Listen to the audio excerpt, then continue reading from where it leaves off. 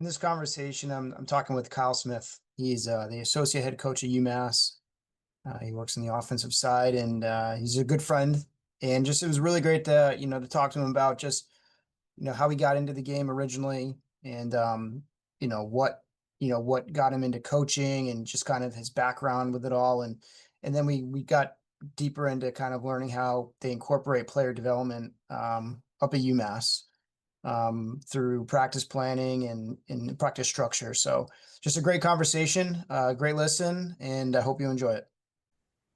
First, second grade for, Long Meadow was a little different because that was like a lacrosse town, right? So Yeah. like I remember Bill Togneri, who was like ref in national title games, and his kid was a year older than us, would get out the small nets, softballs, and Yeah. you could bring your stick, and it was like co-ed. And that was like, there was like maybe like three little jamborees like that. And that was how they introduced the game. It was probably, Yeah. way ahead of its time, but maybe not because that's how it was introduced back then, right? Maybe, Yeah.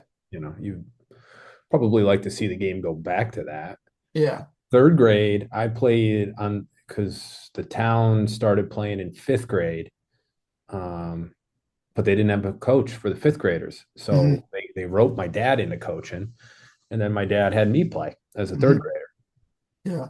And I remember my mom being terrified, like playing with fifth graders. They have hair on their legs, right? Yeah. Um, so we played that, and then a fourth grade team started the next year, and so dad was coaching them, and that was Yeah. kind of how it started. But other than that, it was all just backyard stuff. Oh yeah. Like my dad didn't coach, but we just played catch in the backyard. Then we Yeah. went to games. We went to UMass games. We went to, um, dad was playing CVLC, so like we were at like Lee Penny Field, Oh and yeah. Long Island Lacrosse Club coming up, Bryan Lacrosse Club coming out, right, from Boston. It was like Yeah.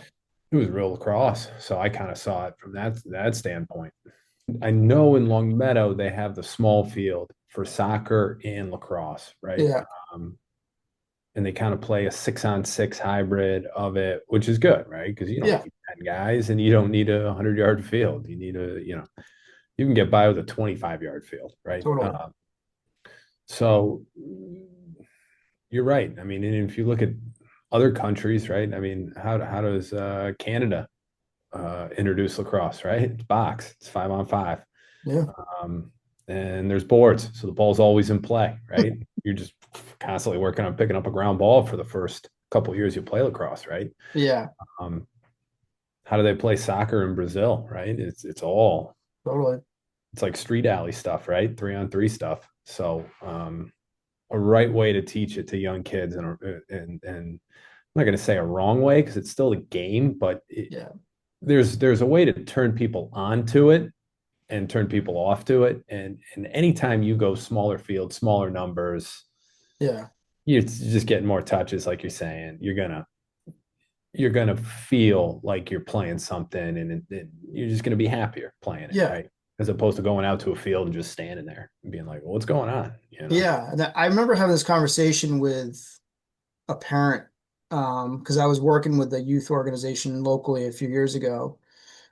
And we do a lot of that small sided stuff because it just gives kids more touches, more reps. And they're like, yeah, but my kid's not really learning how to play attack for whatever, as an example. And I'm just like, the game is the game, right? Like, whether you're in a kid's an attackman, and especially nowadays, I mean, you can probably speak to it, but like, attackmen play from every part of the field, and like, I think like the basic foundations that you should be teaching the kids is like, how to how to even play off ball. Like we don't teach that enough. How to play off ball, and then like how to just be able to read the game itself. And when you're in those tighter situations, like that's where the game lives, right? Mm-hmm.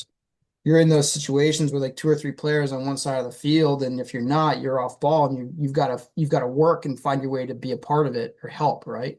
Mm-hmm. But it's just like it was I kind of stressed them. I was like, listen, I understand, we'll do stuff with like your dodges and all that, but like we're just trying to gain we want kids to gain some IQ, right? I want this kid to learn how to like make a decision if somebody slides to them and where they're sliding from. I want them to make a decision based off of like how the defender's guarding them. I don't care if they're doing a question mark perfectly. You know, Yeah, I just want to see them make a good decision, and yeah. that is something I think is stuck in a lot of like parents' heads right now because they see it at the highest level.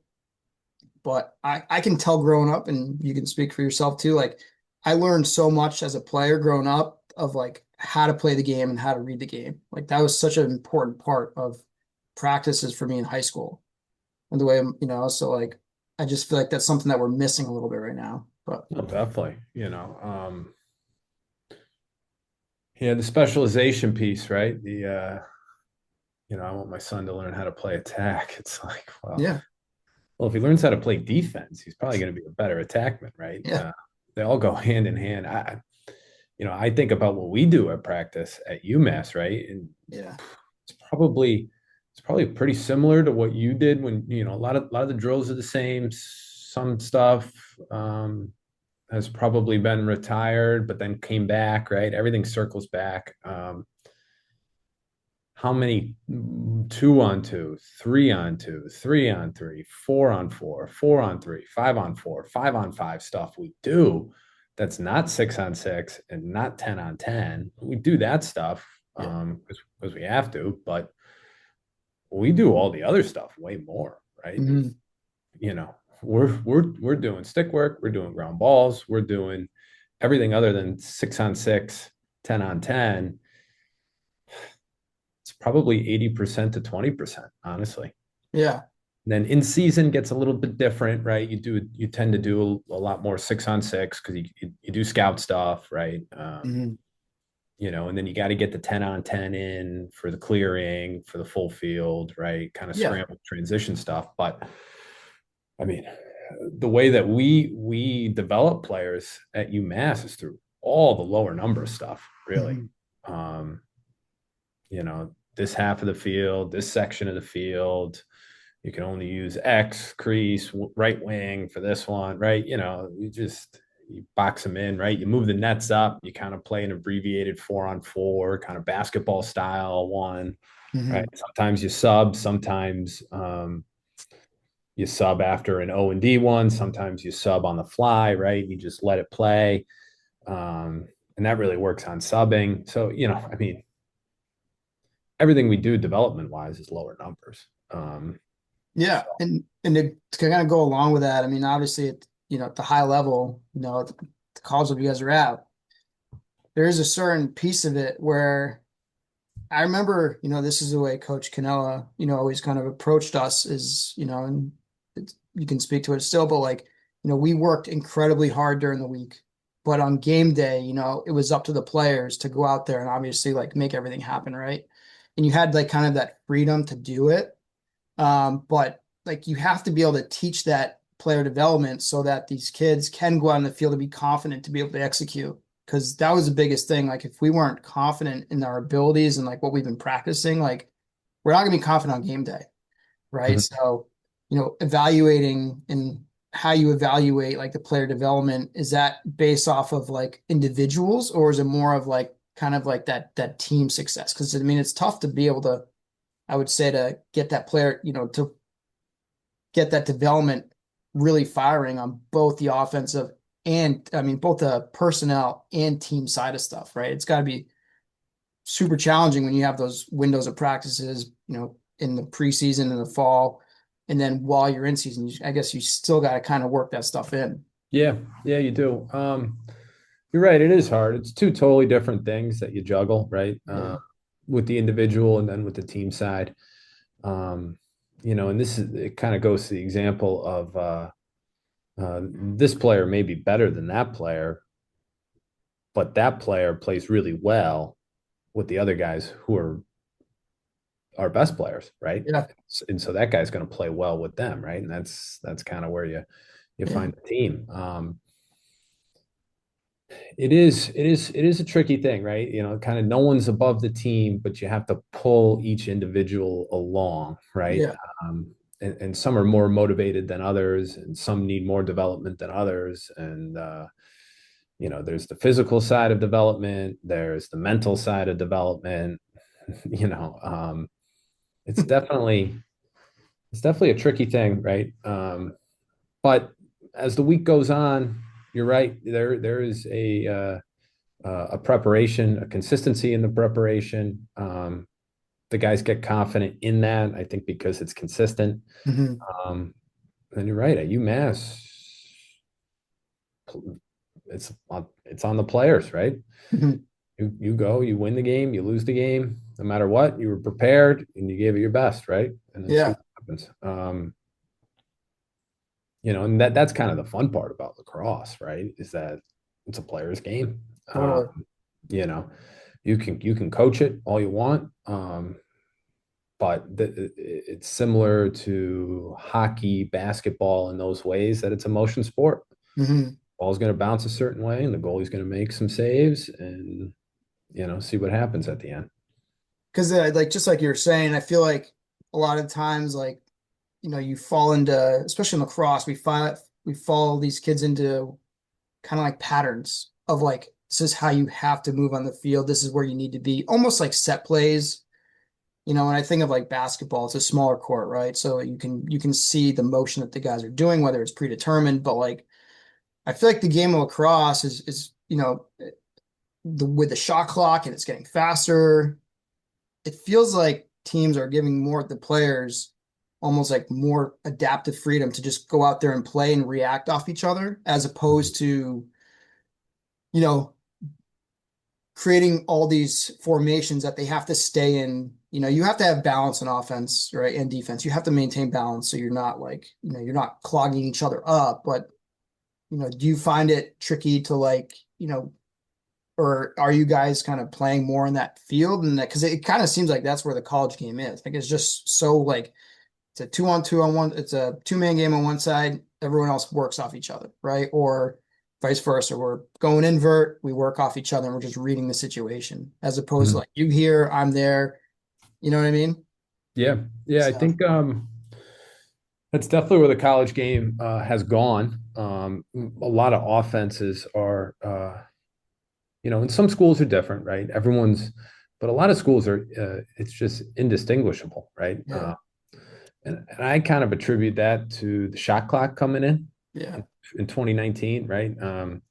If you watch college hoops or NBA, it's really hard to tell the difference in what each NBA team's running, right? Mhm. It's personnel based. If you got one of the best ball handlers, like if Luka Doncic is on your team, you're probably going to be a high pick and roll team, right? Yeah. And then you can move the other guys how you want, but you probably want to space them out, right? Give the lane open, Hmm. put shooters around them, right? And so with the shot clock, you see that more in lacrosse, right?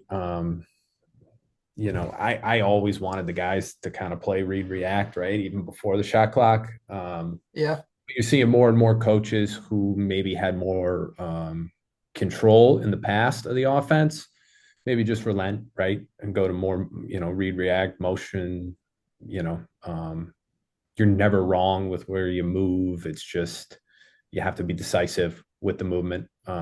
Yeah. So I attribute that to the shot clock, right? And I think the guys now for some guys who come in, that's a really hard adjustment to them because they've never played the game that way. Right. And especially you see it with guys who maybe played at a level in high school where they were the going away best player, right? And they dominated and they had the ball in the stick the whole time, right? Hmm. Now in Division One, there's probably only 5 to 20 guys a year that's going to be able to handle the ball like maybe that kid did in high school, right? Right. For the most part, you're playing off the ball. Yeah. So you have to know where to move to, um, when to move the ball, when it's a good time to go, right? And you're doing it all 95, 98% of the time without the ball, right? So that's a big adjustment for guys coming in. And you see the guys who struggle the most with it are the guys who frankly only ever played lacrosse and Right. their view of sport is just I have the ball in my stick and I score goals. um I make plays with the ball in my stick, right? Yeah.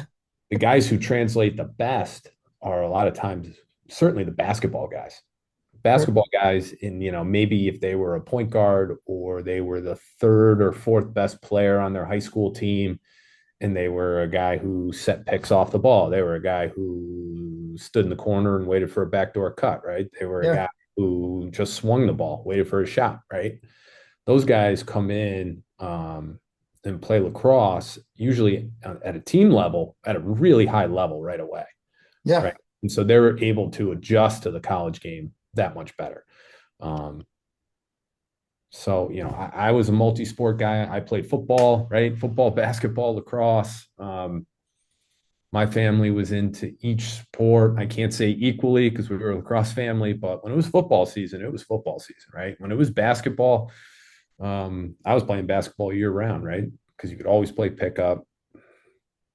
Played some summer leagues, right? AAU stuff, but it was never serious. It was just Yeah. another run to have, right? Totally.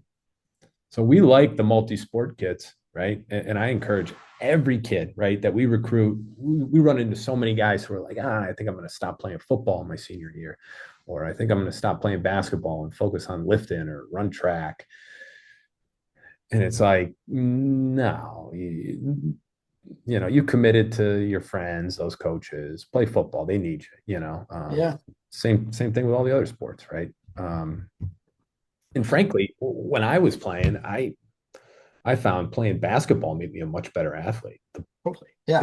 The better I got at basketball, the better I got at lacrosse. It went hand in hand, right? Absolutely. So, um, you But know, I I, think, I think it's the parents that are putting the pressure on the kids though, I mean, like, definitely. or maybe it's just like the club culture, in the sense of like putting that pressure on kids to do that, one sport year round. And, I think I've always said there's always place for it, right? There's always a place for club, but you're right. Growing up, like soccer, hockey, lacrosse, those are my sports.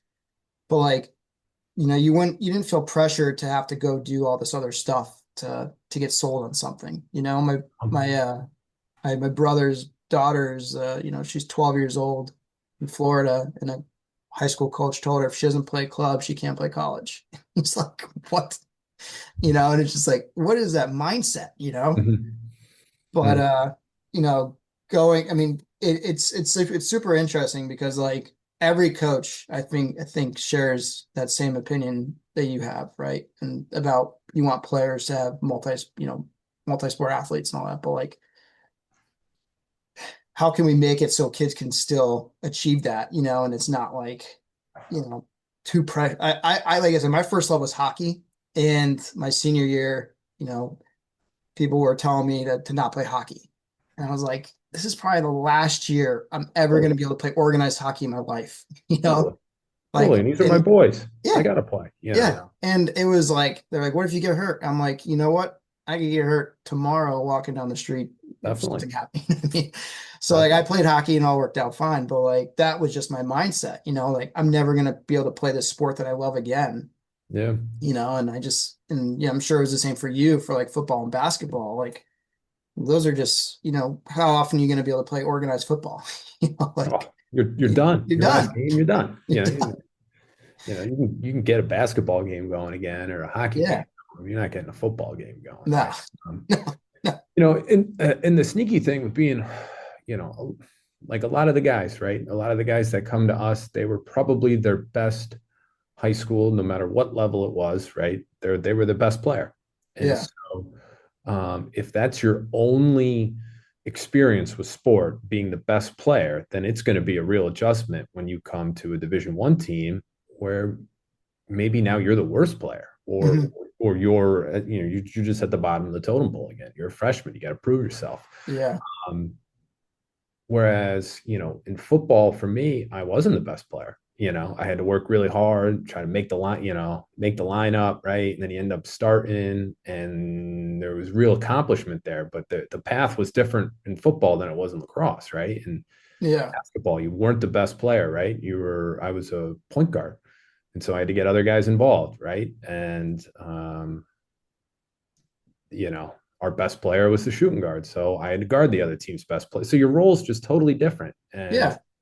Absolutely. um, that really helps you when you come to college and play at the next level because you're not going to be the best guy. And so it Mhm. helps you assimilate to a locker room, find a role, maximize your role, get better in your role, and then all of a sudden your role grows. And so that's probably the hidden thing with multi-sport kids is that whether it was in the sport that they're playing in college or not, most likely in the other sports, they went through adversity, making a team, making a lineup, growing a role, right? That maybe in lacrosse, they were starting as a freshman, and there really hasn't been much adversity for them in that Yeah, sport. But they have an experience in another sport that benefits them tremendously when they come to Division One. absolutely. I mean, I totally agree. And as well, to play off of that and talk about other sports, like you learn the game through field lacrosse, but did you play much box, like post high school or anything like that, or during? Oh, it was funny. There was no box lacrosse, right? Yeah, There was, the Albany Attack were playing. So that was like an hour and a half away. We went to some games. They had a team for a little bit. When I was young, my dad played on, some U.S. indoor thing in the 80s, right? So, and then my grandfather was from Buffalo, lived in Buffalo, was tied in with the game on the reservation side. So, the net I had in my backyard was a box lacrosse net, but I yeah, never really grew up playing box. yeah, And then I went up to Canada after my sophomore year at UMass, and I played junior A up there, and that was an eye-opening experience. Right, sure. kids were so tough, uh, Yeah, so skilled. Right, and in America, you kind of everyone thinks they're a hot shot, right, and yeah, for better or worse, I definitely thought I was, right, and you go up there, you get humbled quick, but I really learned the game from those guys, just watching, right? yeah, yeah, A little bit of coaching, but it was more just interacting and playing, right? Playing the game. I felt like I got a lot better. And then when I came back, I was a much better player and much tougher player, more skilled, everything, right? And so I wish it makes you think, right? I wish I played it when I was younger. I wish there was more opportunity to play it. yeah. Well, I mean, just because watching you play, you always had like unbelievable hands, and I feel like that's something that you really are, you really grow at when you do play more like in tighter spaces, similar to box and like being able to play inside and finishing, like that was always like really fun to watch you play that way because it was just like, almost Yeah, like yeah. having Lavelle hands. Yeah, yeah. And well, you grow up 30, 40 minutes away from UMass and Lavelle's playing, right? Yeah, You watch him. So Lavelle's like the guy you grew up watching. yeah. And then my dad played with this guy, Brian Bender, Oh yeah, who was a great, anybody who was around the Western Mass, Hartford, New England club lacrosse scene, right? Everyone knows Bender. He was a tremendous player and he played with my dad. And then I got to play years of summer league with him and yeah, just playing with him. I just learned a lot from him, right? And so kind of those experiences, right? Who you watching? Who do you want to model your game after? I mean, what totally. works for you, right? Lavelle, what Lavelle did really well, you were never going to do what he does, right? But you could kind of take what he was doing and make it your own, right? Whereas Yeah, some guy, you're never going to be Paul Rabel, right? So, yeah, the stick sport of lacrosse, that's a nice thing because you can really model your game after whoever, right? However they hold the stick, however they move it, right? absolutely. You can translate it into your own game. I just remember watching the TNR videos, with some Lavelle highlights. I'm like, Oh, wow, this is yeah, unbelievable. ridiculous. Yeah, yeah, It's ridiculous. like for me, like, that kind of guy was, when I got to UMass was Chris Fiore. I just loved the way he played midfield. Oh, yeah, It was like, you're going to play midfield for us. I was like, okay, and I had to play some defense, but, just watching him play, I was like, man, I mean, he's obviously, I could never, be as great as he was, but just watching him play and trying to emulate like what he did on both ends of the field was like something that I was like, because he was like a grad coach for us my freshman year.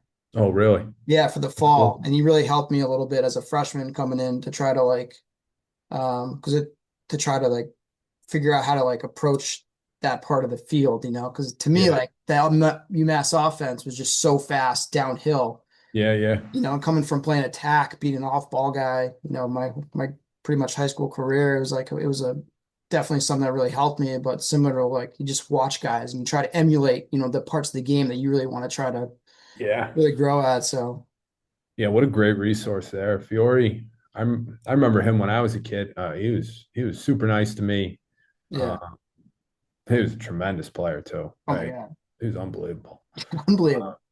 So But yeah, so he's that was great though. But I guess from a playing perspective, is there a certain point where you knew you wanted to get into coaching, or was it like, you played the game, you loved playing, but then something triggered it, or was it like you just wanted to continue being involved with the sport because you loved it so much? I definitely wanted to stay involved with the sport because I loved it so much. Yeah, I guess after I graduated, I moved out to Boston, and I was trying to do the MLL thing, and I was working a job that I thought I should have. Right, that's what you do, right? yeah, Some corporate job, and I yeah, probably worked it for 8 months to a year, and I hated it. So I just quit, and mhm, the next day, my mom, I didn't have anything planned. It was probably, it was a great move, but probably not really thought out move, right? My mom sent me a job application for a assistant coach opening at Merrimack College, which was 30 minutes north of Boston. And I was like, all right, and within like 2 days later, I was hired. I was like, yeah. okay, some coaching. The Um, rest is history. and then I went back to grad school and I loved it, right? And it was, Yeah,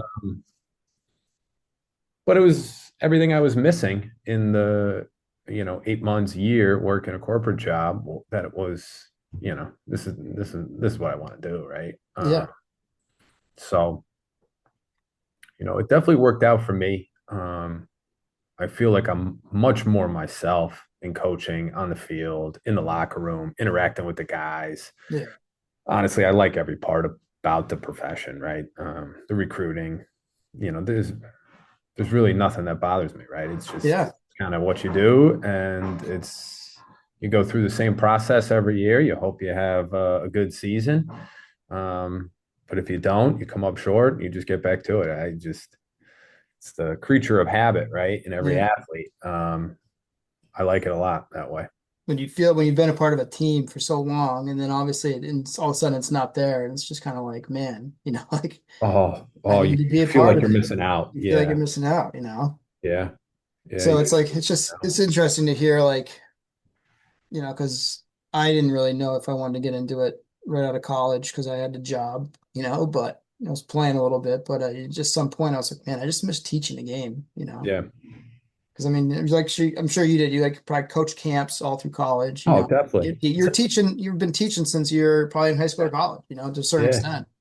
Yeah. It's like second When nature you're to in you. high school, you're doing lessons for the little fourth grader coming up, right? You just get so used to it. Yeah, It is fun to teach the game, right? yeah. And it was just want to circle back. I know we can finish up here soon. I don't want to take too much of your time, but I just circled back to something you said earlier about your practices and like the whole player development piece of it too. Is there like a certain because it seems like nowadays a lot of teams emphasize like pre-practices before they get into like their team practices. Like the pre-practices is more designed for like individual skill set stuff versus like during the regular practice time. Is that something that you guys put a lot of emphasis on like in the fall or in the spring or throughout the year? Yeah, we do it throughout the year, right? We often joke there's a pre practice, right? Because like the way that it works is guys get out there, and we don't like it, right? I don't like it when the guys are just kind of shooting around, right? Yeah, It kind of looks like, are we ready to go or not? And so we end up organizing that, and that's kind of on the offensive end, that's sometimes me. That's sometimes the leader of the offense or leaders of the offense are going to get it going in whatever drill we want to do, right? yeah, And it can be sometimes I'll come in and I'll be like, hey, we need this one, right? Let's do this drill. And then other times they got it and it's all good. And then they stretch, right? They get a dynamic, a partner stretch. And then we go back to kind of attack on one net, middies on the other. And then we get going with how practice is. Yeah. But usually in that the pre-practice one, um, and both are kind of the same. We just decide to split them up, attack and middies, right? Um, Middies might be a little bit more dodging based in the pre-practice. Attack might be a little bit more inside finishing, dodging from X type thing. Um, but in the first one we tend to do a lot of either high rep shooting drills or we do the opposite where it's like 3 or 4 guys are in and there's one ball and it's more of passing movement, find a shot, right? Mhm. Play for 15, 20 seconds, right? Everyone does 3, 4 movements that you would do and then find a shot, right? Yeah. And so with those, we kind of structure where guys are on the field, right? A classic one is one guy up top, 2 guys on the wings, one at X. Ball comes in from the point, we play, right? Mhm. And we just find a shot. Yeah. It's pretty much a 4-man weave, right? Yeah. So I think we do a lot of those drills in the beginning, right? Sometimes we do 3-man weave type drills and there's 2 feeders and everybody gets a shot, right? Yeah. Any sort of movement based where guys are running, changing direction, sprinting, cutting, catching the ball, throwing the ball with their feet moving. Um, Drills that are really hard to simulate and honestly, even hard to do on air, right? A lot of guys feel a little goofy doing it on air because Yeah. they almost need a defender in front of them. Yeah. But the better you get at those movements, right, the easier it's going to be to do it when there's actual friction and contact on you. Uh, Totally. so, Yeah. It's great. that's kind of so that ends up probably being about 20 minutes all in every day with a stretch in between, Mm. right? And that's just basic skill shot development. But I feel like that's such like a great way to add in that development piece into practice, right? Oh, definitely, As definitely. opposed Make it to, part of the warm up, right? yeah, yeah. Um, Because you know, those are the movements you're going to do during, for warm-ups technically, right? I mean, why warm up in the way like that's going to put you in movements that you're going to do at practice, but yeah, adding that development piece to it. yeah. And I think because once we go from there, right? We typically do a ground ball drill, and then it's kind of on. We're Yeah. moving, right? And then um, Coach Canella, right? He probably did it back in your day. I know he did it in my day, right? A couple of years later, and then now being back coaching with him, he has an incredible he does an incredible job of just being able to swallow the whistle, and like coaching with other guys. Some guys have a tendency to stop practice when it gets ugly and bring it up, right? And talk about it. Um, but when you think about it, is anybody really going to hear you? They're all sucking wind. They know they're playing terrible. And so like, the art of coaching of just letting the guys fight through whatever they're going through, come out the other side, figure out how to play better on the fly. Yeah. Um, that's one thing coach is really good at, right? Because sometimes it's hard to watch. It's like, all right, stop this. Hmm.